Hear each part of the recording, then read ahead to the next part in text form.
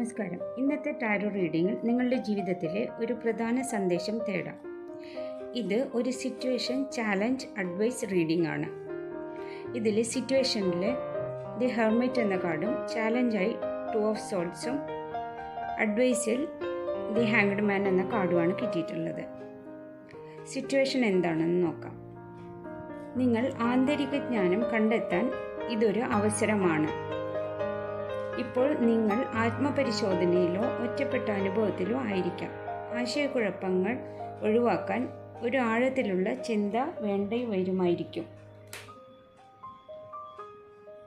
Challenge എന്നതിൽ 2 of swords പറയുന്നത് നിങ്ങൾക്ക് വലിയൊരു തീരുമാനം എടുക്കേണ്ടതായി വരും. മനസ്സിനെ ശാന്തമാക്കി ഹൃദയത്തിൻ്റെ ശബ്ദം കേൾക്കുക. ഒരു തീരുമാനമെടുക്കാനോ ഏതെങ്കിലും ഒന്ന് തിരഞ്ഞെടുക്കാനോ നിങ്ങൾക്ക് ബുദ്ധിമുട്ട് അനുഭവപ്പെടുന്നു. മനസ്സ് ആശയക്കുഴപ്പത്തിലാണ്.